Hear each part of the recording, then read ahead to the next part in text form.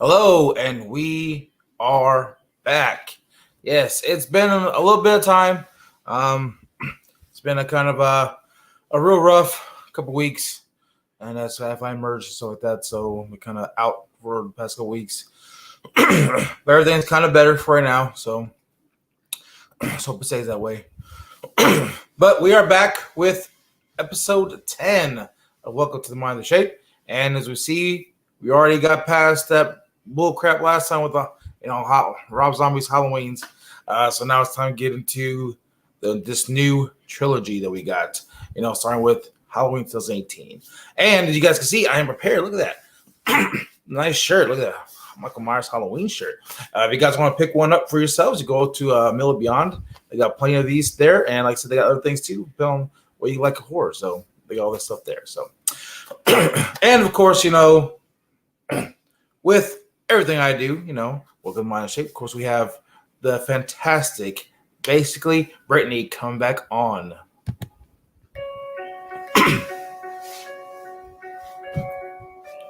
I can't hear you. I was muted. My fault. Hey, everybody. How's it going? I hear Michael music. Oh, it's going really good. It's going great. How are you? How is everyone? Everybody's doing pretty good. Okay.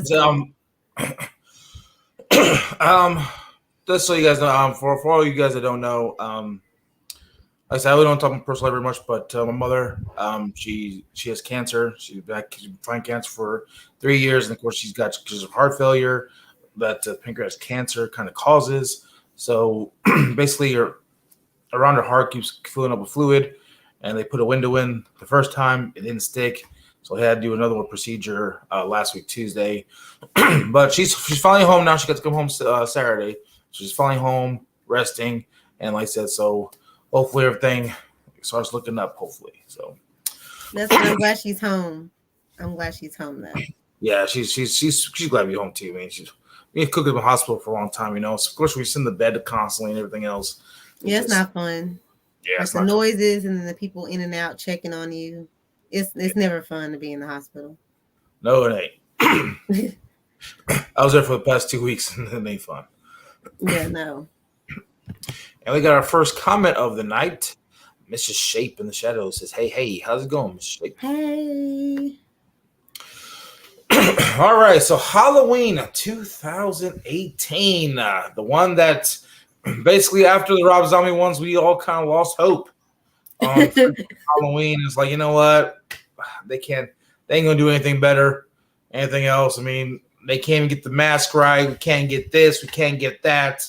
This is going to be just another shit show. And actually, David Green over at Blumhouse, they surprised us with Halloween 2018, and it was actually a freaking awesome freaking movie. And they kind of gave us this trilogy of his view on Halloween and Michael Myers, and I gotta tell you, they kind of knocked it out apart for the most part. Well, we'll get into that later on down the road. For the most part, it was for I want to say half of the trilogy. Like literally half, cause I want to cut all of 2018 thumbs up, and then I want to have some of that kills, and then the other half, including ends, we could just throw away.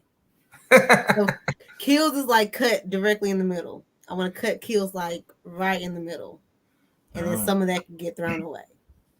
There you go. Just a little bit. So with Halloween 2018. Basically, it actually gives some life back into Halloween and Michael Myers, and give us basically as we all know, with the Halloween franchise, we have basically we got reboots and retcons, and of course, when it comes to the Halloween franchise, we have we got a whole bunch of timelines. If you want to look at it, you got Halloween 1 and 2. That's technically I want to put that as his own timeline. Yeah. We got Halloween 3, which is his own timeline. That's 2. Yeah, basically by itself. And then we have Halloween 2, 4, 5, and 6, which is his own timeline. That's 3 timelines. 3. Then, of course, they retconned 4, 5, and 6, and it goes Halloween 2, H2O, and then Resurrection. That's timeline. That's four. And then, of course, we have the Rob Zombies remakes. So that's its own little timeline. So that's already five. It's five. And then now we have the new The trilogy that is a trilogy. continuation from the original 78 Halloween. It's crazy. We have like six timelines for when. Well, I like it because I guess each timeline kind of brings something different, whether good or bad. So I guess, and then that way you can pick, I guess, where you want to go. Like you could watch them all the way through from like the first 78 to Halloween ends, or you can pick and choose where you start from, and depending on what you pick, like which timeline you want to be in, you could be anywhere.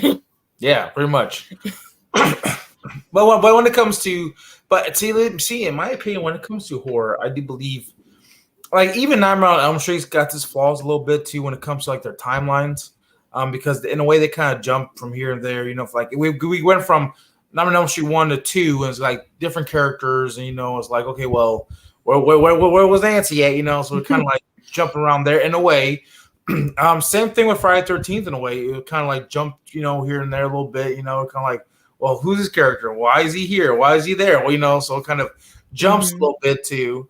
But in my opinion, I think the most, I want to say the most like faithful timeline that has been continuous, nonstop, that has to be Scream, in my opinion, because we went from Scream 1 all the way to Scream 6, and there has been no different changes.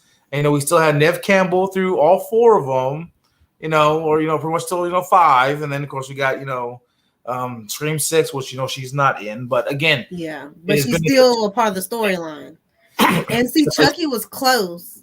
Chucky was close to keeping it, except for when they did Seed of Chucky. Then after they did Seed of Chucky, they were like, okay, next movies we're just gonna throw that away. There's no more Glenn and Glenda. We didn't hear any more about Glenn and Glenda, and we really didn't hear anything about Tiffany. What was the next one after Seed? Was it Curse? Curse. It was Curse of Chucky. And we didn't know Tiffany was involved until the very end.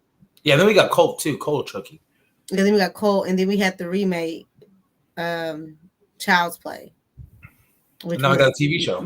Yeah, and then the TV show. But the TV show keeps everything all together. So I guess if you count the TV show, it re-retcons Seed. So I guess it would be complete. I don't know. Besides the remake, it's kind of a complete, nonstop series. Yeah. Yeah. So with 2018, so go ahead and give us your thoughts on Halloween 2018. Halloween 2018 it's one of my top three. It's my top three. I like the kills in it. We got a good amount of lore in it. I like how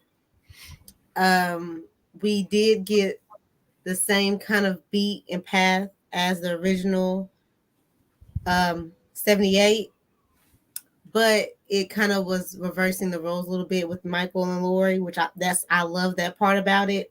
And then I like to see more of Laurie with the family dynamic that she had, where she really didn't have any family. She did, but they weren't talking on good terms.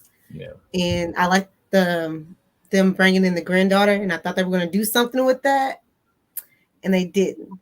But I really did like the granddaughter coming in, and her and her friends. So, but this one, it was one of my favorites. It's top three out of all the Halloweens, top three.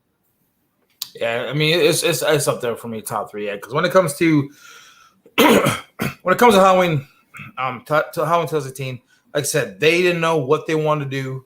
So of course, we could have went from after Resurrection, we could have went did another reboot, but for them, instead of doing another reboot, just going straight from the original, and basically, we don't know how Michael's got caught. What was he doing? And he's back as Miss Crow. He comes back out, on Halloween night. But when it comes to Laurie's character, you kind of see that those struggles. When when it comes to trauma, all her friends are butchered. This man pretty much come after you, and pretty much traumatize you pretty good, and it's dealing with that, with drinking or moving from different, people to people, and of course you're training your daughter to be prepared when Michael, escapes again, and you're locking yourself into your own prison. So yeah, it's kind of, you kind of see that. And I mean, actually, a lot of people actually go through that. I mean, that's kind of a real thing, though. A lot of people go through that trauma, and basically hide themselves, or are scared to walk out their door because things will happen again. That is very, in a way, it's scary. When it comes to like real life things that are going on. But I do like how they show that more. When it came to like H2O, they really, I mean, they kind of touched on it a little bit, but it kind of made her more like an alcoholic in a way, and she's like, Yeah. and then it's like, pills, and she's, but I mean, I think they did it in 18 a lot better than they did with H2O. Because the H2O seemed like she was trying to more so hide it, because at this point she's a different person. She's underneath a different identity. So I think she was trying to sell it, as in pretend like she's not Laurie Strode. So having the nightmares and having to take the medication to suppress everything she went through. That's where the drinking came in to help her like calm down with the memories and suppressing all that. I think it was just another form of her trying to cope with what happened, and her trying to live a double life, and it wasn't working because she tried to pretend like she wasn't this person and it wasn't affecting her, but it really was. Yeah, of course. And then of course when it comes to I mean, but again, they did take out the whole brother and sister, so there's no longer brother and sister. But in my opinion, if you went through this trauma in this town, I mean, if the sooner happened, whatever, I mean, I'd rather just leave. Well, I want to just get out of hand. Yeah. I never came back. Yeah, why stick around if he's still alive and still out there, But of course, she's thinking, Michael's going to come after her and, chase her and stuff, so because she's got in her mind that it's about her, he wants her, she was the one that got away, so he wants, get back at her, and, kill her and stuff. But in a way, it's not really the case in the 18s because, again, they're not brother and sister no more. So there's really no ties to Michael. And they, later on, they explain, that he's not really after you. It was just like kind of a cat and mouse game. They threw, like the rat maze. They just kind of put two things in there to see what happened. But I really did. I wish they would have kept that aspect, them being brother and sister, because I just felt like there was more of a draw to why he would be coming after her, especially, that night that started it all. But I really wish they would have kept that. But I mean, it didn't kill it that much that they didn't keep it. But it's just something that would have added a little bit more to like, wow, he's still obsessing with her after all this time. He never is like, he wants her that bad, like he never forgot about her. But it still worked with or without them being related, because he still was not really obsessing over her. But once he saw her again, it was like, oh yeah, I'm gonna get you this time. And then, of course, in the beginning of the movie, we actually get pretty much the investigative journalists from, Britain and stuff. So we get those characters, which I actually did like their characters a lot, just because how, in a way, if you want to look at it, right? So we got these two characters, and they're pretty much, investigative journalists. They talk about, stuff like that, everything like that. But they're big in Michael Myers, how he, the happened in 78, kill sister, and the storyline. But in a way, it's like we're those characters because like I'm a huge Halloween Michael Myers fan. I'm a big, so if I was a character, I'd be those characters because I'm fascinated with Michael Myers. I'm fascinated, with what makes him tick. Why did he kill his sister? What's going on? So to me, I kind of relate to those characters, but. I mean, we get them, and then they kind of start off pretty good, and of course, but then we meet. Basically, in my opinion, we meet the fake Loomis, Dr. Sartain. Yeah, I forget his name, but he was like fake Loomis. He's like a Loomis wannabe. He's a stan. He's a Loomis stan. But when we get to his character, it's kind of like, okay, well, we are no Donald Pleasant's dead, so there is no bringing back Dr. Loomis. Of course, within 40 years. Dr. Loomis at this point in time, he probably would have been. He probably been dead. Yeah, he probably been dead already. So because he was already older when he first met Michael. So yeah, if he was still alive, it's like, okay, no, like this movie's not even a little bit believable. Like it's believable that Michael would still be alive but not Loomis. Yeah, there's no way Loomis would still be alive. But I mean, but we get Dr. Sartain coming in. Of course, in a way he's kind of like cautious too, in a way. But he's fascinated with Michael too. But he's kind of cautious, especially when he told the one journalist, he's like, he tie your shoes, because that guy over there, he likes stuff like that. It's like, okay, well, tying your shoes. And then of course we get up to Michael, and they kind of don't really show him his face, because we always want to keep Michael Myers' face hidden, like side views, whatever. But we see the neck wound and everything else. But what now? See, when I seen 78, and I really thought that the guy who was playing Michael Myers was the original one from 78. Basically the one that got the mask taken off was what was his name? Tony Moran. I actually thought that was Tony Moran standing there for a second. Oh no, yeah. Because when Michael Myers got his eye poked out in 78, I really thought that was his actual eye. Like his eye actually got messed. Like the actor had a messed up eye already. So when you took the mask off, you saw it. I thought, okay, well but when you see him in 18, where he kind of does a tilt, you see that kind of messed up eye. I was like, oh, that's the original guy from this, from 78. I'm thinking they got a good stand-in. They got a good stand-in because that's one of my people don't like the opening, but I really enjoyed the opening of us seeing Michael again. Already in the facility before he, normally we see him after he breaks out. Yeah. Most of the time. But this one was good to see him in there, and then mask off older Michael. We never seen mask off older Michael, straight up, and it wasn't right on, but we could still make out some facial features from the sideways. We saw like you said, the cuts, and the stab wound in the neck. I enjoyed it, and then the chaos of like all the other I don't want to call them inmate. I don't want to call them crazy. Yeah, but that's the type of institute they were in. Yeah. But they all the hypeness when they pulled out the mask, and the mask in this movie is definitely one of my favorites. I want to say definitely top 2 mask. For sure. Yeah, because I think the first one, the original, is my favorite mask, but then this one, yeah, because then Rob Zombie's number 3, but this one is not the same mask, but they made it to look identical to the same first mask, and they got it so good with the aging. It looked amazing. Yeah, it really did. It was good. But I mean, when we finally actually get to see the mask, where he pulls it out of his bag and holds it up, now that's when.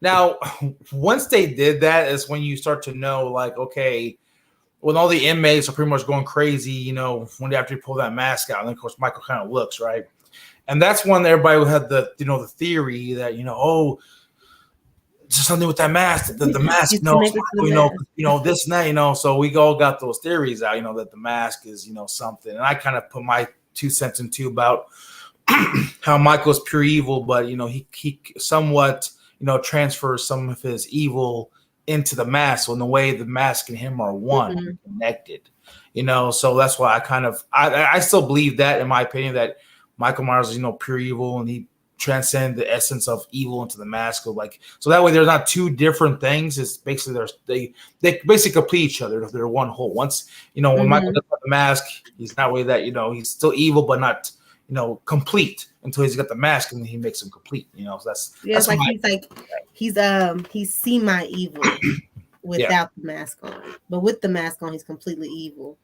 And that kind of makes sense too, why having the mask or being around the mask would feel him to, because after he saw the mask, he was like, definitely I'm gonna get that back. And that's what that scene is one of my favorite scenes throughout the movie, though, when he went to go get his mask back. Yeah. Because after the journalists leave and they pretty much go see Laurie, well, they actually go to the graveyard first, I think, and then they go see Laurie, I believe. And they're talking to Laurie, whatever, you don't believe in the boogeyman, well, you should. He's like, okay, so again, they're thinking, that he's just a crazy person that's killed people, but not knowing, no, Michael he was something else. Yeah. So when they're at the gas station, but it's funny because there's a scene in the gas station where you see like these this old lady, you know, she's like looking, she's like,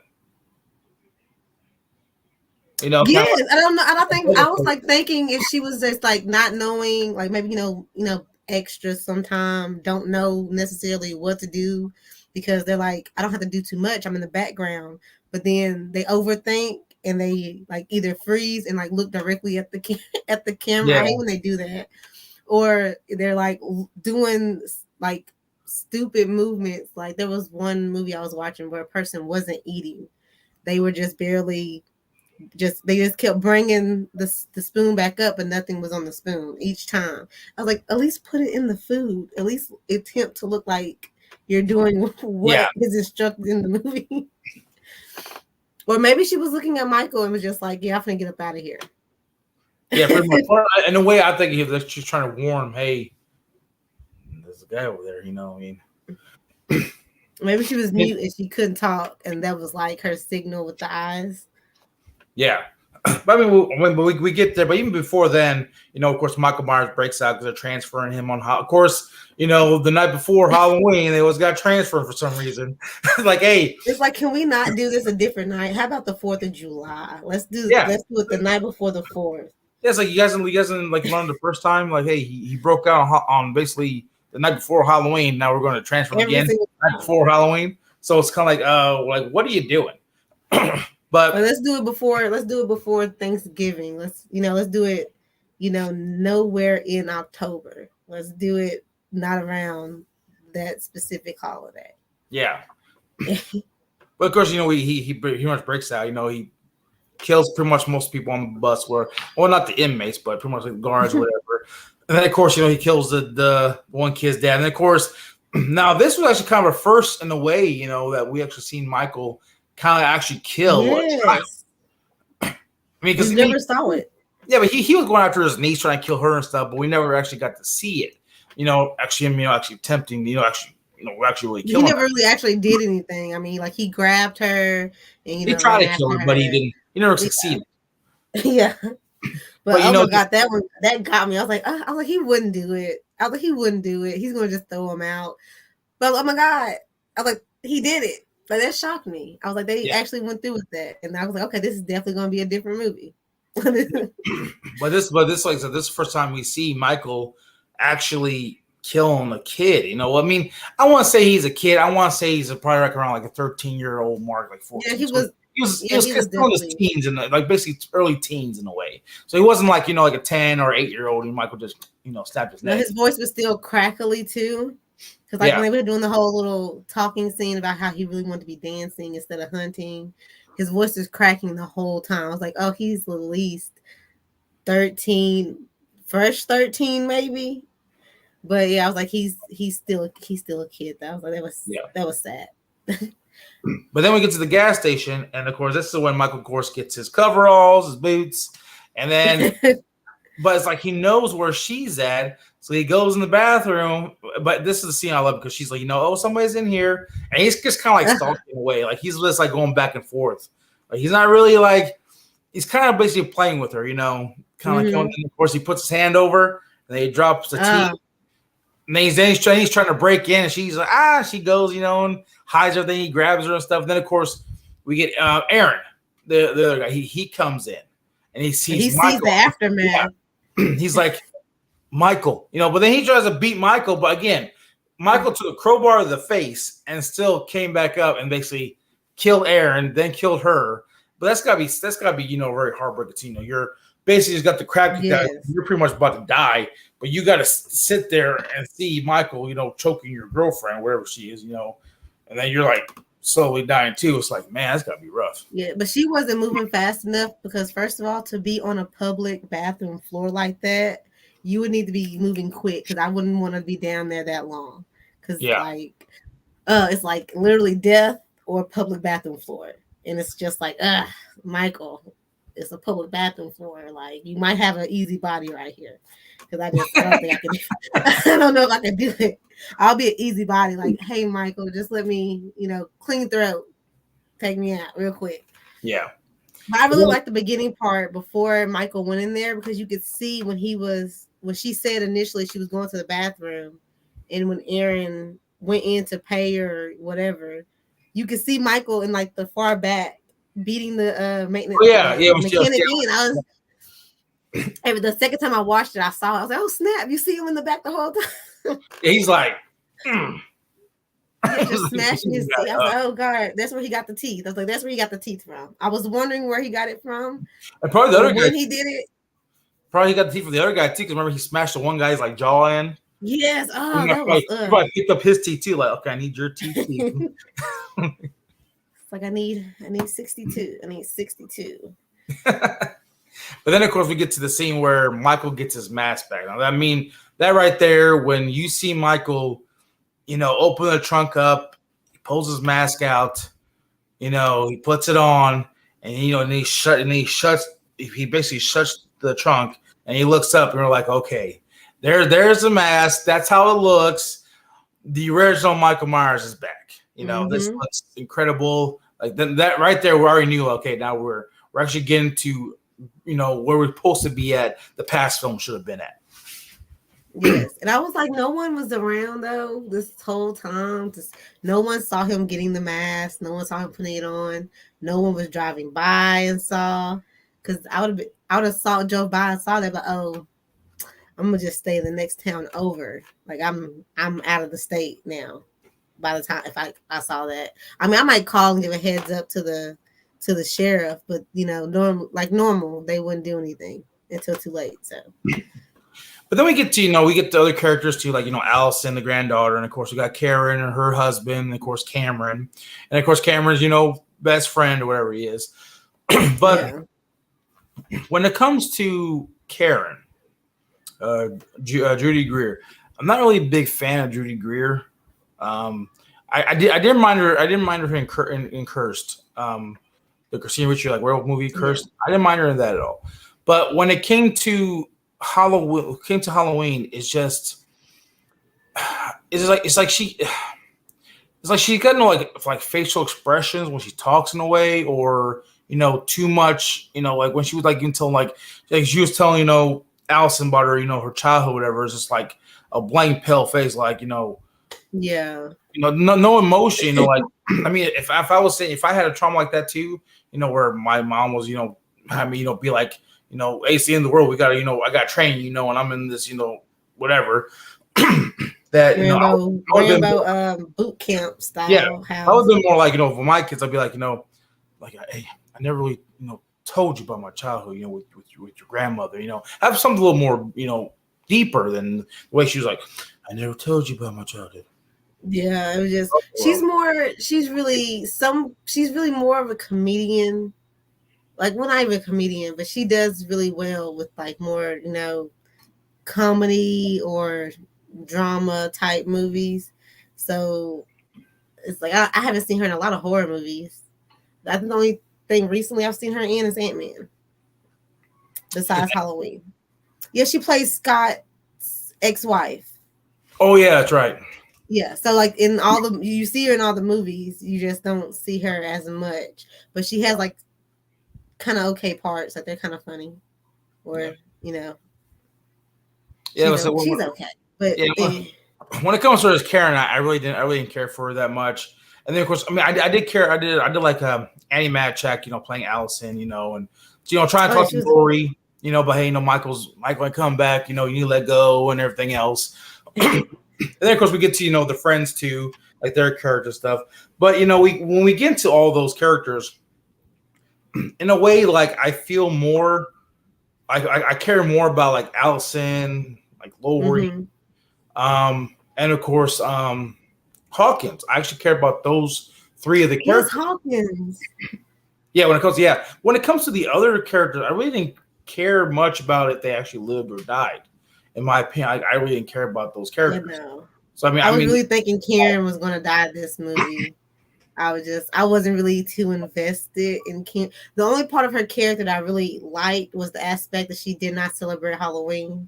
So the whole movie, she was in the Christmas sweater. That was the only thing that made me laugh. I was like, she's wearing a Christmas sweater. She don't like Halloween. That's the only thing that I really liked about her character, I guess. Because, yeah, she wasn't she really didn't do it for me in this one or in Kills.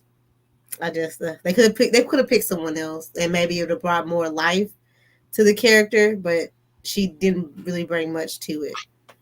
Yeah, I don't think so either. I mean, but again, we did have Allison, we did have Lori, and then of course like we got Hawkins kind of carry, kind of carry the torch. Hey, we're going to keep it going, guys. You got sweet baby Julian, he was hilarious. Yeah, Julia. See now, when it comes to Julian's character, he was funny, and I did enjoy his character. But the one thing is, when you have the moment where it was like an intense scene, where Michael comes out of the closet and he cuts her up, and Julian pops up and says, "Oh shit," comes out and runs. Then you start laughing at that. It's okay. It just takes away from the scene, because and then they made her fall right after that. Like she slipped on nothing.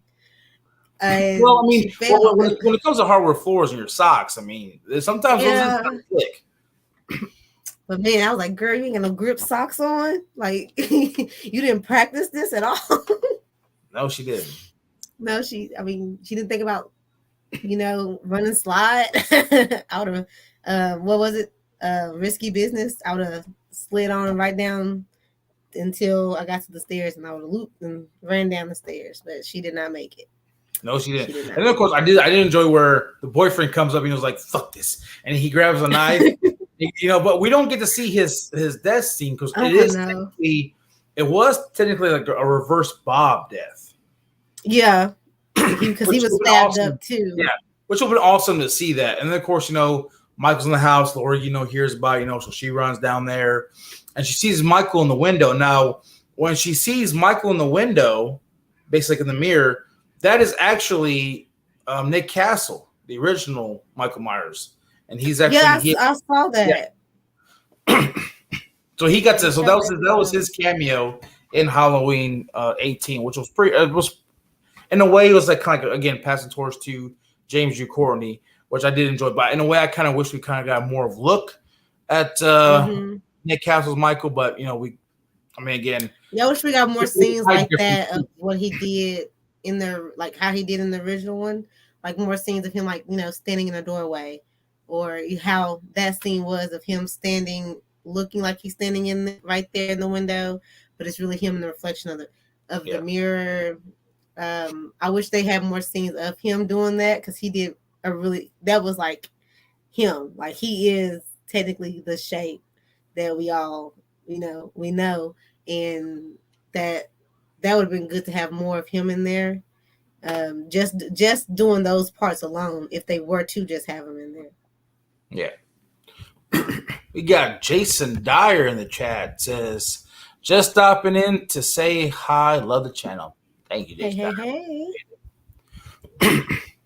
But then, of course, after all that, right? And then, but we get to see more of Hawkins. And then, of course, Sartain comes in, comes in the picture. And, of course, the sheriff comes in, too, want to say, what we're going to do? Cancel Halloween? The cowboy hat.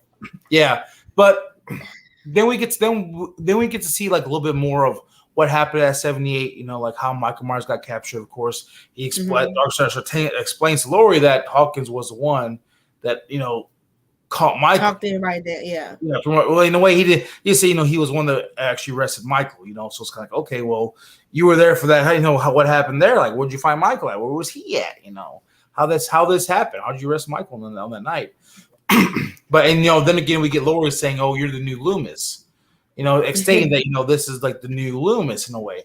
But she could have been totally wrong about that one because, like I said, he was not the new Loomis. Yeah, no, more of a crazier Loomis in my opinion.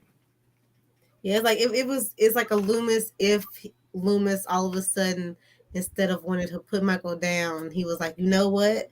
I'm just gonna continue to put you out and let you kill people, and I'm just gonna study and learn how many people you kill and write books about it each time, and we're just gonna go from like state to state to state and and it's like, no, like he's not the new Loomis. Loomis was dedicated to solely ending Michael, and keeping him either locked away since there was no way of killing him because they tried, shooting him, setting him on fire, so that's not working. So he just wants to keep him locked up.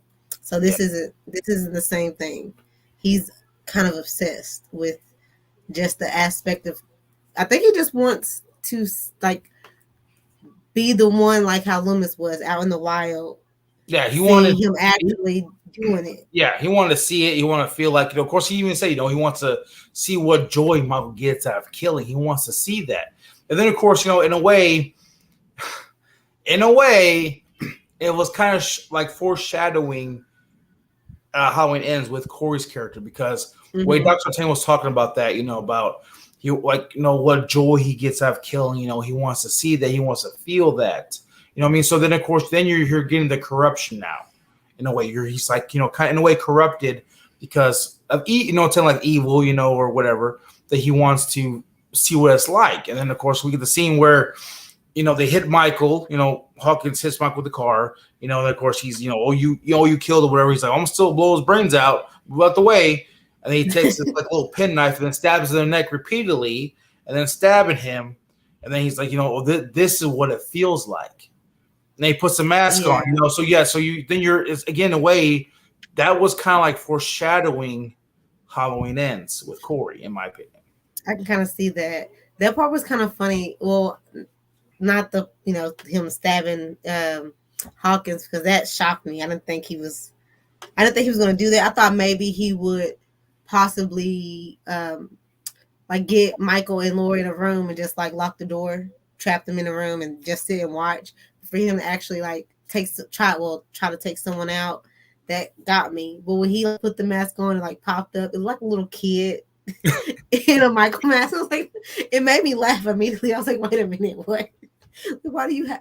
And then for you to put the mask on and then try to like drag Michael back. Like, what was the purpose of putting the Yeah, mask on to drag him back to the car and then put it back on him?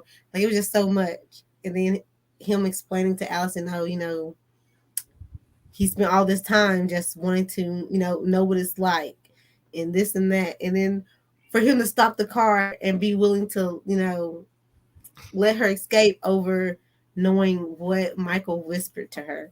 And I'm yeah, like, sir, she's obviously lying to you. Because if Michael hasn't spoken a word to anyone else, why would you think he would speak a word to this strange 16-year-old girl who he yeah, doesn't even know?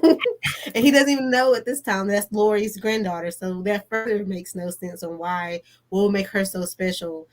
And when would he have mumbled something in the back of the car? Like, you probably would have heard some other voice, even if yeah. it was a low whisper. There wasn't that much noise going on, so you would have heard him. It was just kind of weird. That's Well, like, actually, Michael actually did talk to her. Did you hear it? Because when he killed Cameron's best friend, whatever, he was trying to hit on Allison, you know. oh, that was weird. That was cringy. Well, when That he was cringy. when he killed him on the gate, he did say something. He's like, "Hey, how you like my decoration?" That was funny, but that was cringy for him to be like just trying to kiss her. I was like, first of all, not the fact that like, not saying like maybe she's not attracted to you, not none of that. It's just the point that she just caught her boyfriend kissing someone else, and that said boyfriend is your best friend. Yeah, Why would you think this is appropriate to just lunge in and try to kiss me right now? She wasn't giving off any signs that that's what she wanted. And that was just weird. And then the little dialogue that he spilled still was not necessary. It's like, even if there wasn't even though Michael was back there and he thought it was the old man, whoever, yeah, you're just still sitting in the back of someone's yard screaming about how you were dancing on girls and you got all chubbed up because you're drunk. Like, why yeah. are you yelling this out? But that whole scene there was actually pretty. I mean, I did love the way that was shot too. Michael, every time the light went off, Michael disappeared. Oh, that was good. Yeah. Michael's there. And then of course at the end where he's like, oh, he's running. But I do like when Michael's like chasing me, like flips his knife. He's like flips his knife, whatever, and then like, That was good. That was good. That was and then a good kill. the music too. Like after he sees Allison and you got the that music. I did love that music. In her scream, she's good. She worked on them vocals. Oh yeah, She got a good scream out. That was good. And I love the concept of her and Cameron's costume, even though he ruined it for being a douchebag and throwing her phone in what looked like pudding. But I like the fact that they were Bonnie and Clyde, but like in this movie, everything's kind of reversed. So yeah. he was Clyde and no, she was Clyde and he was Bonnie. So Yeah, that was funny. Now, when it comes to Hawkins, pretty much in a way like getting your neck stabbed repeatedly and then get your legs ran over. Oh, yeah. His whole body didn't get ran over. You just see his legs get ran over. But it's like, how did you live through that? Yeah, especially, I feel like you would have definitely died because I don't know how long it took. Because we find out that later Cameron found him, but how long was he out there bleeding from the neck? Yeah, like it was already a puddle of blood around him, and before he even left. Well, not only that, we're going to take a break for a second. We're going to kind of like jump into some Scream territory here. Okay. How in the heck did that guy live by getting stabbed by two Ghostface? That made me it didn't make me mad because I was like, yay, he's still alive because I love me some Chad. But there's no way that he was living. Like, okay, everyone always says that there's no way that Dewey could have lived the amount of times that he's been stabbed. But thinking about it, it makes sense. It's only been ever one person stabbing Dewey.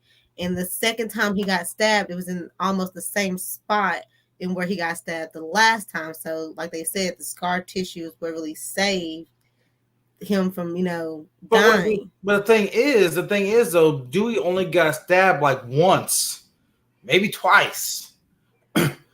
And the last one, he got stabbed in the gut, and then the knife came up like all the way up. So I mean, yeah, that would actually kill him. This dude got stabbed repeatedly. Yes, both sides, like both. I don't know. That was really intense because also too, but by the time they're fighting the three Ghostface and all this stuff, fight, and killing those guys, whatever. And then they finally call the cops, the ambulance, to come down and get them. The next day, already bled out. The next day, because it's daylight. It's daylight again. Yeah, he would have bled out the whole time. But he's in the ambulance, like, "Hey, we did it, we survived." Like, and then she thinks it's appropriate time to take off the oxygen mask and kiss him. It's like, sis, he is dying. He needs all of that. And she survived too, so it's kind of like. So no one's dying in these movies. I hated that, like they just kind of went over. They kind of skipped over the fact that she was stabbed in the back, because it's just like she was stabbed in the back, and they just like I get adrenaline, but it didn't even look like they had patched her up or anything. Like she just had her arm in a sling. I was like, she was stabbed in the back, like directly in the back. No one is like she's had some kind of spinal damage or something. I thought she stabbed in the stomach. No, when they were in the like old concession part of the theater, her and Chad, when they kissed. Oh yeah. And Ghostface came up and stabbed her right in the back. And I'm just like, how is she not like paralyzed, laid out somewhere? And I can get like, adrenaline at that moment. But even later on, like when they were loading up Kirby, it doesn't look like they, did anything to the stab wound in her back. She just had an arm sling. And I'm like, she doesn't get a hospital bed. She was stabbed in the back. And it didn't even look like there was a lot of blood coming from it either.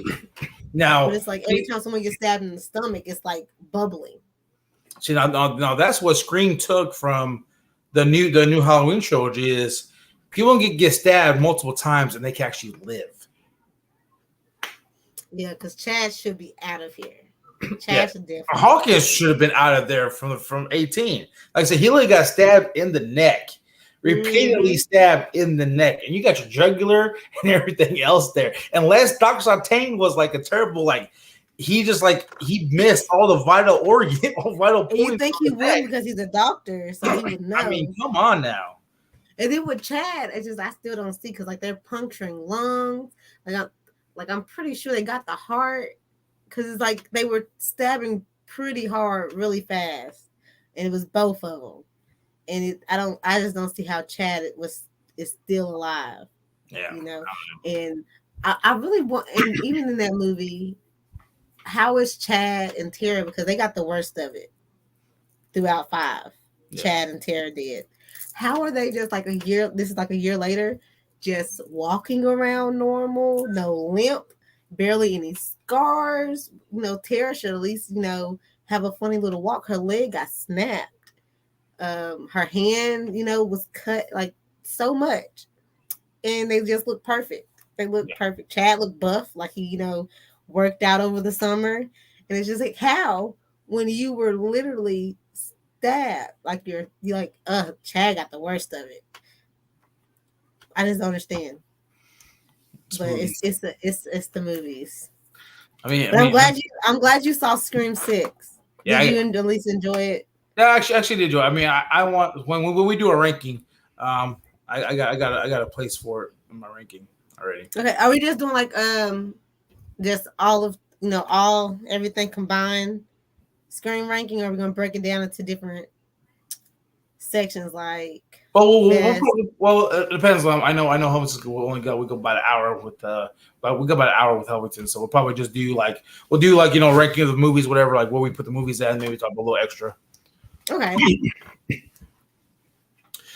Well, we go back to Halloween 18. Like I said, I take a little detours and stuff, but again, like so when I saw Chad's death, I'm like, man, he should have died. Oh yeah, same thing. Yeah, same thing like with Hawkins. He did. I thought he was up out of here until we saw him at the beginning of Kills. I'm just like, wait a minute, it's been hours, sir, and you're still like barely like gurgling blood on this dirty ground. Yeah, he was out too, so he wasn't put no pressure on his neck or nothing. He was like, you see him, he's like twitching on the ground. When you see him, he's like, yeah, he's probably also in like shock because at this point, or like he's cold, so like he's probably like getting frostbite out there. Unless he was really, really lucky. Yeah, because but then his legs, that was that you heard the crunch on that. So I don't again with him later on. How is he just up walking around in Halloween Ends without any assistance? You were ran over in a truck. Well, I mean, your legs do heal after a while. I mean, before it broke, he was already, not to say it, he's already old. He should, at this point, if that happens to someone older, like maybe a wheelchair or like a cane or something, because your bones and stuff do deteriorate after time. Yeah. Getting ran over like that, I would imagine. But also, too, Halloween does take place like 5 years after. True. So he could have had some really good recovery. Yeah, that's like 5 years of therapy recovery. I just want him to be an old crippled man with a cane. But then we get to where Dr. Artane takes, like I said, Allison and Michael to go see Lori, and then of course, but Michael wakes up and he's like bashing Artane, man. Yeah. And that was an awesome scene where he like it was just funny because he sees Artane just looking like Artane already knew he was dead. He's like, but he's like, say something. Like, before I die, I want to hear you speak. And Michael's like, here, say something this. Just stomps his head. Like, man. I was hoping he would say, don't wear my mask, and just stomp him out. Yeah. That would have been good. He's looking like, man, I ain't waste my time. Exactly. They're kind of like, it's kind of ironic because it goes to show that he cared so much about Michael and seeing him out, killing people and, in doing his natural whatever, and for it to happen to him.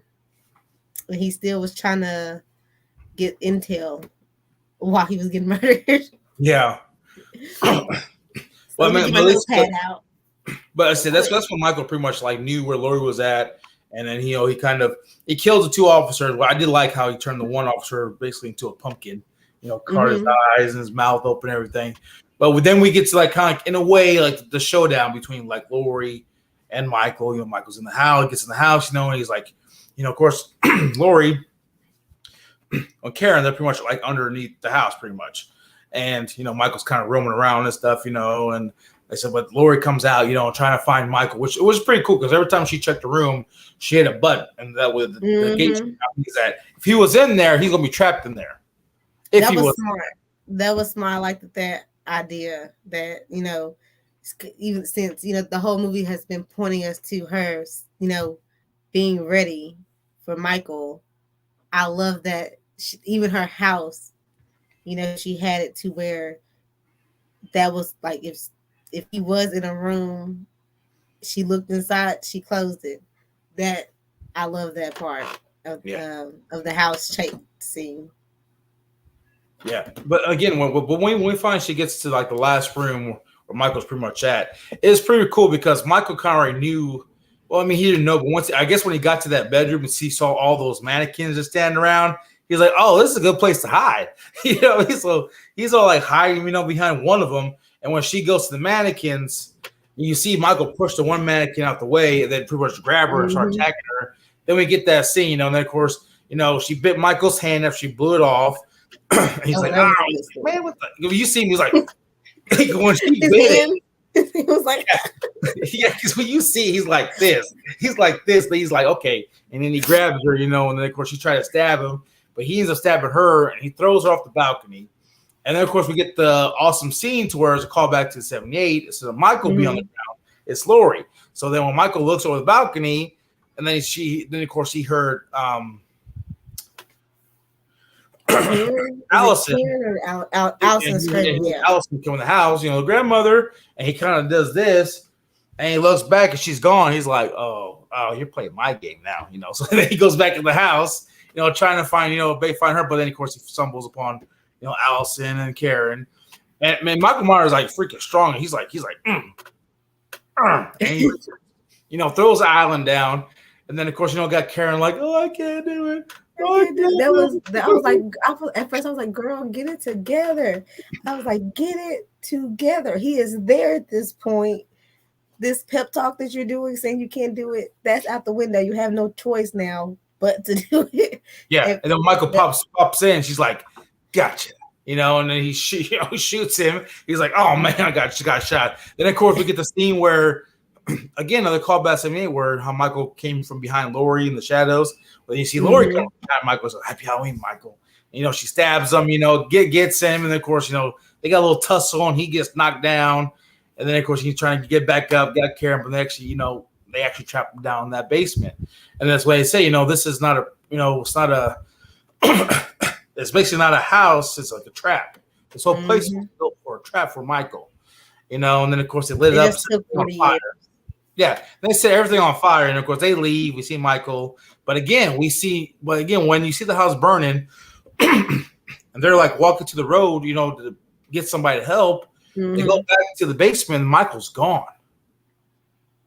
Yeah, that's what when they went back to that scene, I was like, wait a minute, why wouldn't y'all complete the job? Like, I wouldn't have set it on fire, or I would have set it on fire and just start shooting, like just. Well, they didn't have the guns. All the guns. True. I guess that wasn't a good plan. Well, it was a good plan, but I would have done it a little differently because I would have definitely made sure he was flat on the ground. Yeah. Before we were up out of there. Of course, depending on if he set the fire already, but for them not to double check to make sure that he was dead or at least dying, yeah, that was like a bad play. But the setup for it being a trap was really good, and I guess Karen did play a good part in the trap, playing the damsel who wasn't going to do it, but it was all an act. Yeah. But I mean, at least she got the job done and was somewhat away. But then of course we get the scene to where at the end of the scene, where before the movie ends, it kind of pans down to the knife that Allison is holding. Now, when it comes to 8 kills, it was supposed to be done the same way because Laurie's supposed to be like Laurie's supposed to pick up the call, you know, Karen. And of course, Michael picks up the phone and she's like, "Well, I'm coming. I'm going to come after you, Michael." And she leaves and grabs a knife and walking down the hospital. And then of course the knife pans, the Karen pans down to the knife. That was supposed to be in that too. So again, that been good. Yeah, so it's like, why put the knife? Why pan to the knife at the end of the films? Now, to me, it's like, okay, well, there's got to be some reason why that's going on. And my thing was because everything that David Gordon Green did in Halloween 18 Kills, in my opinion, was just foreshadowing ends with certain things, in my opinion. But when it came to the knife thing, I think there was something going with the knife. But when we got the COVID and everything that happened, and then of course they decided, hey, we're gonna because Halloween 18 Kills and Ends was supposed to be all in one night. After COVID happened, they decided to change it. Halloween 18 Kills is one night, but Ends is going to be 5 years down the road. Yeah. So in my opinion, there was something with the knife. Now, if you want to look at it, right, where if we go to Ends, where basically. Laurie has a knife and she kind of, puts it in front of Michael's face and he sees a reflection. Maybe there you go. There's a connection with the knife, I guess. Yeah. Maybe, I don't know, but in a way, it's just like, it's like they had stuff they wanted to do, but since they didn't execute it at all. Yeah, it's like they kind of just say, well, we're going to try something different. We're going to do something different. So they kind of like messed it up, in my opinion. Yeah, I was thinking more so the end of 18 ending with her with the knife was, I knew in Kills that Laurie was going to be in the hospital majority of the movie. Yeah, I knew that especially when I saw the trailers. But I was thinking that she would step up and be our new Laurie, and it kind of kept going back and forth between her mom in Kills. But I was thinking that when they did that panning on the knife, and then that's also the knife she left her in Kills.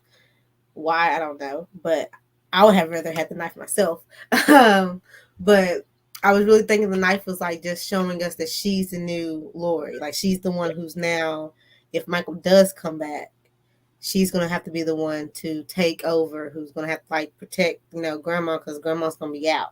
And mom, sometimes she with it and sometimes she not. But for Allison, it seemed like that she was dedicated to protecting Laurie.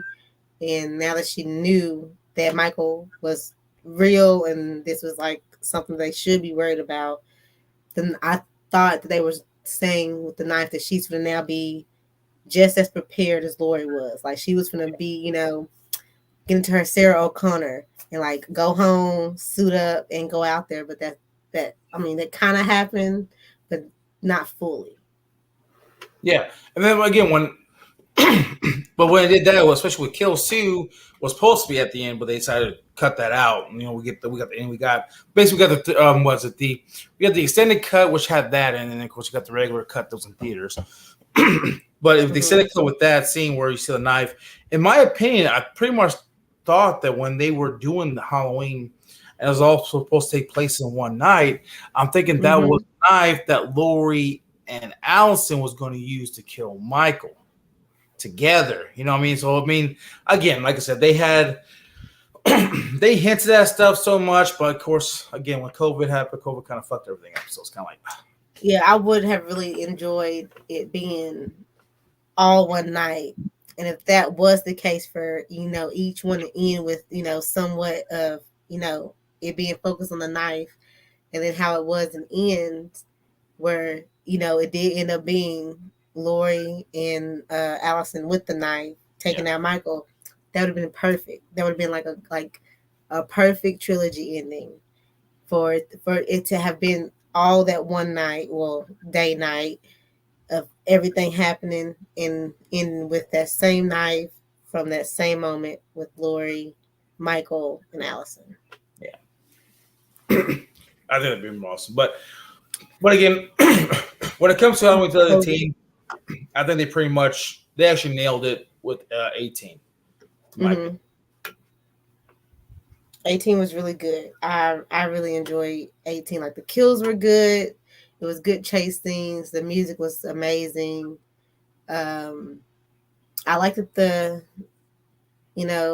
some of the new people that they brought in, mainly just the granddaughter, and then more of Hawkins. Uh, Which and I wish Hawkins had more of a screen time in ends than he did. You know, what I mean, I wish he had more time. yeah, and especially in kills. I mean, we got him a little bit more in kills, mainly just because him and Lord were in the same hospital. But then in ends, it was kind of like he just kept, coincidentally popping up Yeah, and seeing Lori. And I wish they would have. I wish it just wouldn't have been a love story. yeah. They kind of pushed the love story on Allison and Lori by the time it got to ends.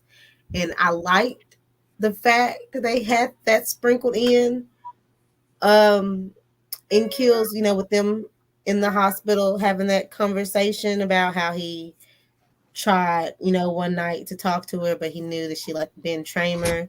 And I was like, that's good to still, bring up the Ben Tramer thing because that was something that happened in 78. But I just feel like they really didn't, use his character, you know, as as much in kills and ends, because he did play a big part in 78 and in this one.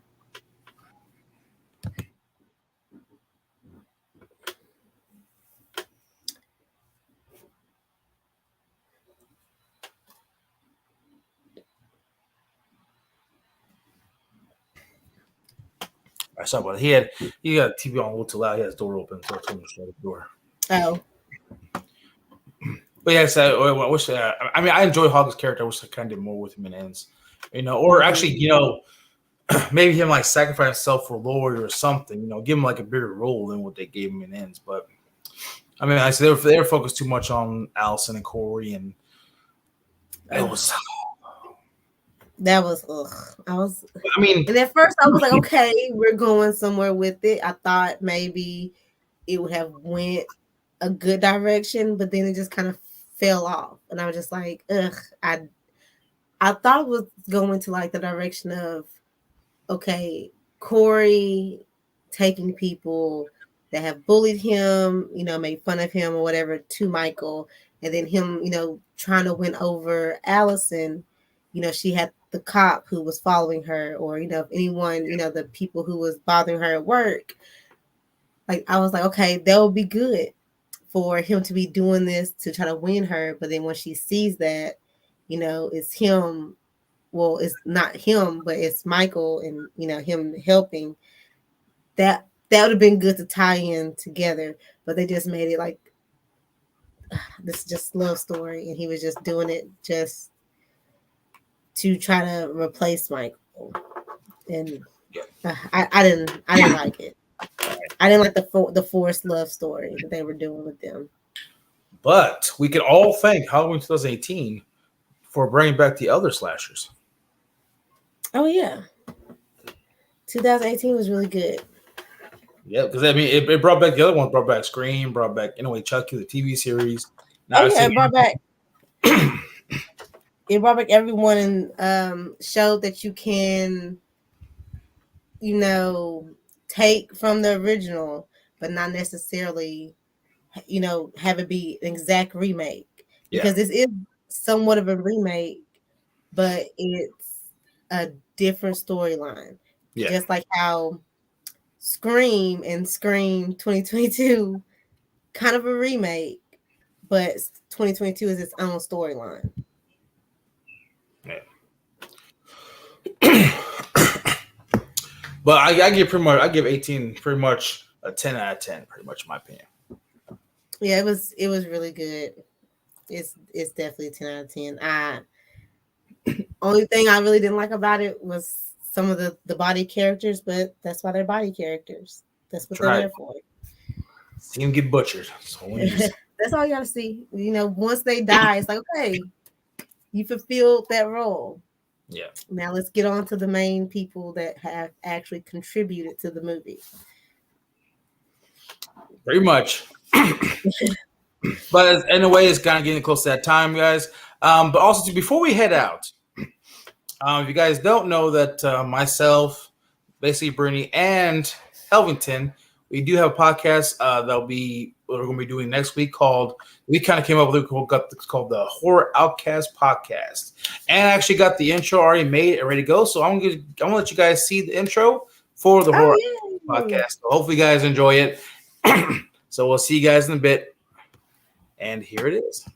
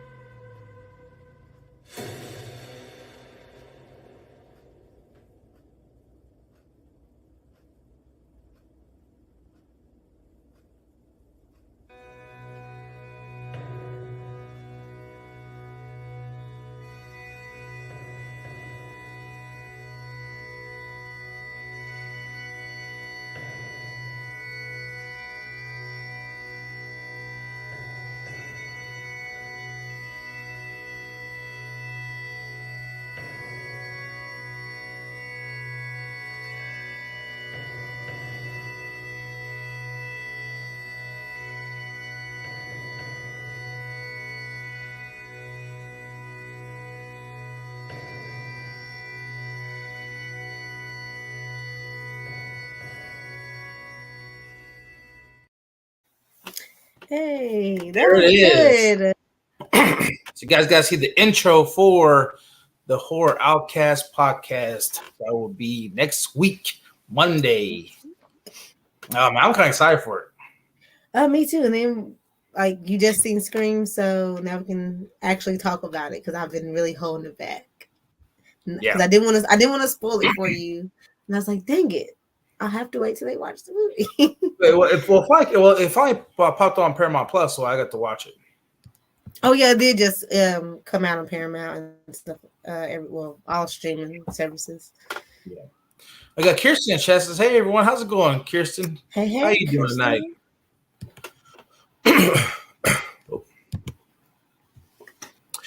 But yes, the Horror Outcast podcast. So yeah, we're going to be doing the Scream ranking of the franchise. You know which movies is our top and which movies are not our top. So it's going to be pretty fun. But again, we were supposed to do this like I said a couple weeks ago, but with everything going on, they kind of got pushed back. So, but we actually finally going to do it. I have this time set for 8:30 p.m. Central Time. Mm. But I do need to talk to Helvington and see what time he wants to do, because I know he's still going to be for about an hour. So like I said, he'll be on for about an hour. So I got to see what time he wants to start. I know he works during the week and stuff, so he kind of wants to get back pretty early to get ready for work. So I said I got to him and see what time he wants to do. Pretty much he said he wants to do around maybe 8:30, but maybe we'll do 8 o'clock. So I guess gotta talk to him again and see what he wants to do. So okay. But yeah. So what do you think of the intro? I mean, I was like, man, I kind of want to put some, good clips of movies in there. I was like, I like this one, I like this one, I like this one, I like this one. So I really enjoyed all the clips you put in. The editing looks really, really good too. Like, especially like from switching from movie to movie, it looked really good. I liked it. It's good. I like it. But I really want to do, like, when it came to the layer, the horror. I kind of want to do like a shot to where it kind of popped to the screen, kind of came from back. Oh, you brought it in, yeah. Yeah, I tried to do that, but it didn't quite work out so well. So I kind of just did the way it is now. So okay, well, it works for us, and once we'll always update intro. But right now, it looks really good. So I can't wait to do the podcast Monday, because we talk Scream. I love to talk about Scream.